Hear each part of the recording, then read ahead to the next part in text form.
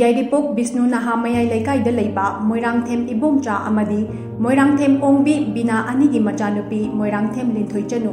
ꯆꯍꯤ ꯑꯁꯤꯃꯛꯀꯤ ꯀ꯭ꯂꯥꯁ 12ꯀꯤ ꯑꯦꯛꯖꯥꯃꯤꯅꯦꯁꯟꯒꯤ ꯐꯜ ꯂꯥꯎꯊꯣꯛꯄꯗ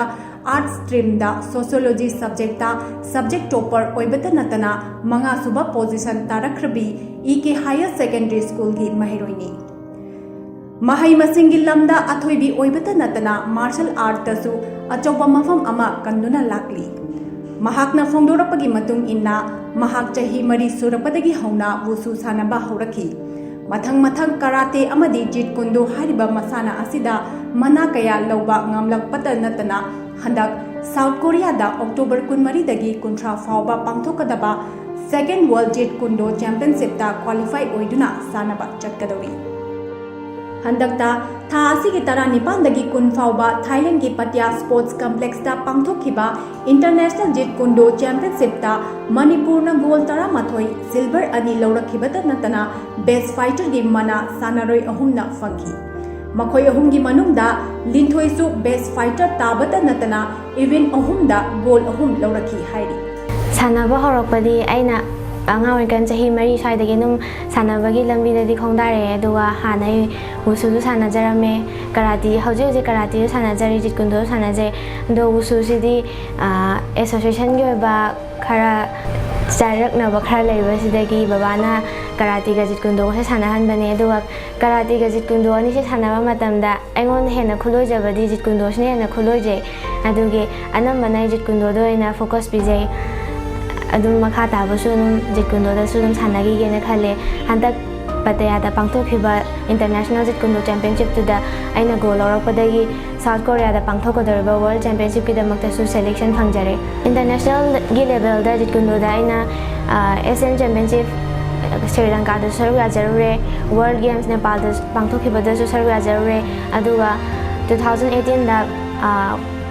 ꯊꯥꯏꯂꯦꯟꯗ ꯄꯥꯡꯊꯣꯛꯈꯤꯕ ꯋꯥꯔꯜꯗ ꯆꯦꯝꯄꯤꯌꯟꯁꯤꯞꯇꯁꯨ ꯁꯔꯨꯛ ꯌꯥꯖꯔꯨꯔꯦ, ꯑꯗꯨꯒ ꯍꯟꯗꯛ ꯏꯀꯨꯏ ꯀꯨꯏꯗ꯭ꯔꯤꯕꯗ ꯄꯇꯌꯥ ꯁꯤꯇꯤꯗ ꯄꯥꯡꯊꯣꯛꯈꯤꯕ ꯏꯟꯇꯔꯅꯦꯁꯅꯦꯜ ꯖꯤꯠ ꯀꯨꯟꯗꯣ ꯆꯦꯝꯄꯤꯌꯟꯁꯤꯞꯇꯁꯨ ꯁꯔꯨꯛ ꯌꯥꯖꯔꯨꯔꯦ꯫ ꯖꯤꯠ ꯀꯨꯟꯗꯣꯗꯗꯤ ꯒꯣꯜ ꯑꯣꯏꯅ ꯂꯧꯖꯔꯦ꯫ ꯍꯟꯗꯛ ꯄꯥꯡꯊꯣꯛꯈꯤꯕ ꯏꯟꯇꯔꯅꯦꯁꯅꯦꯜ ꯆꯦꯝꯄꯤꯌꯟꯁꯤꯞꯇꯁꯨ ꯑꯩꯉꯣꯟꯗ ꯕꯦꯁꯠ ꯐꯥꯏꯇꯔ ꯑꯦꯋꯥꯔꯗ ꯄꯤꯕꯤꯔꯛꯑꯦ꯫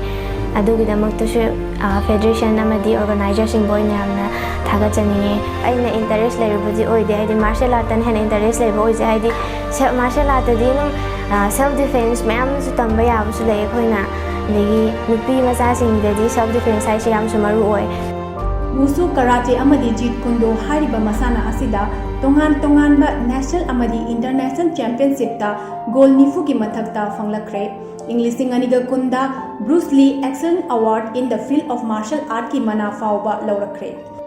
ꯑꯗꯨꯕꯨ ꯂꯨꯔꯤꯕꯗꯤ ꯂꯨꯄꯥ ꯂꯥꯈ kaya ꯆꯪꯗꯨꯅ ꯆꯦꯝꯄꯤꯌꯟꯁꯤꯞ ꯑꯃ ꯌꯥꯎꯔꯨꯔꯒ ꯃꯦꯗꯜ ꯂꯧꯗꯨꯅ ꯍꯜꯂꯛꯄꯗ ꯏꯟꯁꯦꯟꯇꯤꯚ ꯑꯣꯏꯅ ꯁꯔꯀꯥꯔꯅ ꯅꯦꯁꯅꯦꯜꯗ ꯂꯨꯄꯥ 4,000, ꯏꯟꯇꯔꯅꯦꯁꯅꯦꯜꯗ ꯂꯨꯄꯥ 15,000 ꯈꯛꯇꯃꯛ ꯄꯤ꯫ ꯑꯗꯨꯕꯨ ꯁꯤꯛꯀꯤꯝꯗꯗꯤ ꯏꯟꯇꯔꯅꯦꯁꯅꯦꯜ ꯒꯣꯜ ꯂꯧꯔꯛꯄ ꯃꯇꯝꯗ ꯈꯦꯜ ꯔꯠꯅ ꯐꯥꯎꯕ ꯄꯤꯗꯨꯅ ꯄꯨꯛꯅꯤꯡ ꯊꯧꯒꯠꯂꯤ ꯍꯥꯏꯅ ꯐꯣꯡꯗꯣꯛꯈꯤ꯫ ꯄꯥꯎꯃꯤꯁꯤꯡꯅ ꯍꯪꯕ ꯋꯥꯍꯪꯒꯤ ꯄꯥꯎꯈꯨꯝ ꯄꯤꯔꯗꯨꯅ ꯃꯍꯥꯛꯅ ꯍꯥꯏ, ꯂꯥꯏꯔꯤꯛ ꯄꯥꯕꯒ ꯃꯥꯒꯤ ꯁꯥꯟꯅꯕꯒ ꯑꯅꯤ ꯑꯁꯤ ꯄꯨꯟꯅ ꯆꯠꯃꯤꯟꯅꯕꯗ ꯑꯋꯥꯕꯗꯤ ꯑꯣꯏ, ꯑꯗꯨꯕꯨ ꯃꯍꯥꯛꯅ ꯄꯥꯝꯖꯅ ꯆꯪꯈꯤꯕ ꯂꯝꯕꯤ ꯑꯣꯏꯕꯅ ꯑꯅꯤꯃꯛ ꯉꯝꯅꯕ ꯍꯣꯠꯅꯒꯅꯤ꯫ ꯂꯥꯏꯔꯤꯛꯁꯨ ꯃꯈꯥ ꯇꯝꯊꯗꯨꯅ ꯁꯤꯚꯤꯜ ꯁꯔꯚꯤꯁ ꯑꯦꯛꯖꯥꯝ ꯊꯥꯒꯅꯤ ꯍꯥꯏꯕꯒꯤ ꯑꯆꯦꯠꯄ ꯋꯥꯈꯜꯂꯣꯟ ꯑꯃꯁꯨ ꯂꯩꯍꯧꯔꯤ꯫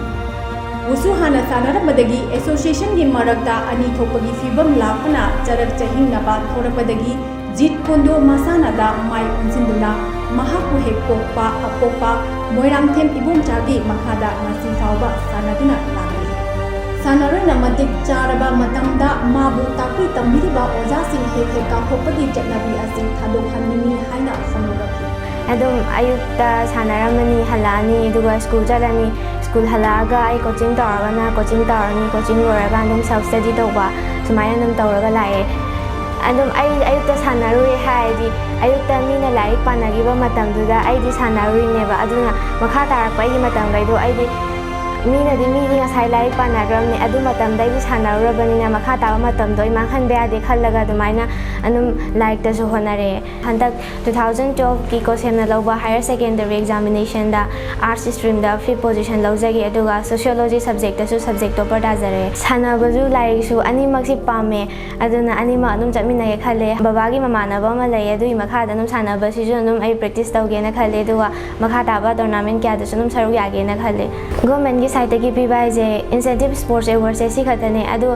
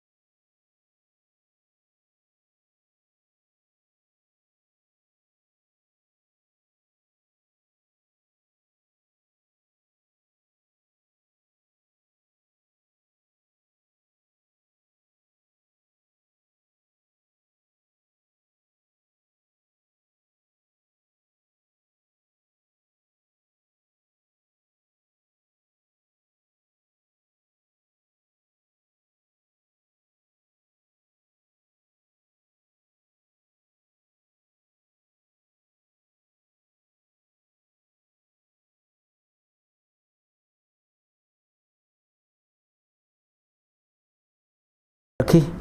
हाइब जेट कुंडो मसाना सी कोई मणिपुर चंखिबसी 2011 दगी चंखिबनी 2011 दगी रेस्टा बॉडी मोइदन मणिपुर चंखिबसी ना ngasi फावबदा अदुगा सब जूनियर इवेंट दा सानाइब बिमसान पामसा सिंगसदी ngasi जी मैखोगी मथौना मनिनजे ना ngasi मणिपुर ना हेक हावबदी 2011 दगी ngasi फावबदा मेडल लोगदना दी टीम चैंपियन लोगना लाई लाखोदे वर्ल्ड चैंपियनशिप ता मणिपुर सानोई सिंग सुंचोई छोदना मा अखोगी सरुक याजगनी मणिपुर सानोई सिंग सुंचोई छोदना वर्ल्ड चैंपियनशिप ता कोई मेडल सोई छोइदा पुरकनी तवदबु मयाम हारिबा सानोई सिंग asi ayamna leita laira ba im monung dagi thok po horok po sanoi kaya wai mamna manipur ke am saruk yabang ngamgadage ngamoidage haibadu madi ai ngasi gi media ki thong thamjaba ngamdre adubu kaigamba khoi sanoi sing na sungsoi sing na sappa ngambi ba madi Manipur government na state government na sanoi sing bukhidang yen chingchen business sungsoi choi na thabi ragadi ai gi okhanda sungsoi choi na Manipur gi damakta madi bharat ki damakta international gi world championship ki world arena dagi Manipur gi sanoi sing sungsoi choi na medal bharat ki damakta Manipur gi damakta khudol tamba ngamgani haibase ai asepa thajabani sanoi kaya gi thawai hapiriba masang oraba haibadi मालें की थाकता international थाकता इंसेट पर सानरोई सिंह बुताकुई तंबी निबा कोचिंगदसु अखोगी सरकारगी ओइबा कइगो मियन खतंग चंगहन सिगुमबा याम अपिकपा policy सिंग खितंग सेमदोक पिरगा मखोय encourage तौबिरगदी हेन्ना अफबा मणिपुरगी course Marang कायन थोरकनी अमदि मखोय मखादा अफबा सानोरै कयाम थोरकनी हाइबसी थमजगे महाकना मखा तारादुना high sports player अयाम्बदी लैता Lyra ओइबना Tungi आशा यामना लैबा अफबा player कया मरक्ता तोखिबा कया अमा यावी मरमदुना हौरक्लिबा स्पोर्ट्स प्लेयर सिंगदा सरकार की साइटगी पिफम थोपा खुदोंग चाबा सिंग निंथिंगना फंगलबदी मणिपुर की सानारोय लिसिंगना मालेमगी ख्वाइदगी अवांगबा सानाबुंगदा नोमदी सोइदना लेपा ngamlagani हाइना फोंदोरखी पाउदमजरिबा कैमरामैन ललित चांगदमगा लोइनना पसंदा थोकचोम पोडी टीवी।